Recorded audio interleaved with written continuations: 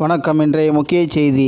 இன்று இந்த 4 மாவட்டம் முழுவதும் கனமழை எச்சரிக்கை. 15 மாவட்டங்களில் ஓரிரு இடங்களில் கனமழை. செய்தியை முழுமையாக கேட்கறதுக்கு முன்னாடி நம்ம சேனலை சப்ஸ்கிரைப் பண்ணலாம். சப்ஸ்கிரைப் பண்ணிக்கோங்க. மறக்காம பெல் பட்டனை கிளிக் பண்ணிக்கோங்க. அப்போதான் நம்மளுடைய அப்டேட்டட் நியூஸ் உங்களுக்கு உடனுக்குடன் வந்து சேரும். தமிழகத்தில் வரும் 5ஆம் தேதி வரை கனமழைக்கு வாய்ப்பு உள்ளது என சென்னை வானிலை ஆய்வு மையம் தெரிவித்துள்ளது. வானிலை மையம் வெளியிட்டுள்ள செய்திக்குறிப்பில், தமிழகத்தின் மேல் நிலவும் வளிமண்டல சுழற்சி காரணமாக இன்று தமிழ்நாடு, புதுச்சேரி மற்றும் காரைக்கால் பகுதிகளில் அநேக இடங்களில் இடி மின்னலுடன் கூடிய லேசானது முதல் மிதமான மழை பெய்யக்கூடும். கன்னியாகுமரி, திருநெல்வேலி, தென்காசி மற்றும் தேனி மாவட்டங்களில் ஓரிரு இடங்களில் மிக கனமழை முதல் அதி கனமழை பெய்யும். நீலகிரி, கோயம்புத்தூர், திருப்பூர், திண்டுக்கல் மற்றும் விருதுநகர் மாவட்டங்களில் ஓரிரு இடங்களில் கனமழை முதல் மிக கனமழை பெய்யக்கூடும். தூத்துக்குடி, மதுரை, திருச்சிராப்பள்ளி, கரூர், நாமக்கல், ஈரோடு, சேலம், தருமபுரி, கிருஷ்ணகிரி, திருப்பத்தூர் மற்றும் வேலூர் மாவட்டங்களில் ஓரிரு இடங்களில் மிக கனமழை பெய்ய வாய்ப்புள்ளது. நாளை தமிழ்நாடு, புதுச்சேரி மற்றும் காரைக்கால் பகுதிகளில் அநேக இடங்களில் இடி மின்னலுடன் கூடிய லேசானது முதல் மிதமான மழை பெய்யக்கூடும். நீலகிரி, கோயம்புத்தூர், திருப்பூர், திண்டுக்கல், தேனி மற்றும் தென்காசி மாவட்டங்களில் ஓரிரு இடங்களில் மிக கனமழை முதல் அதி கனமழை.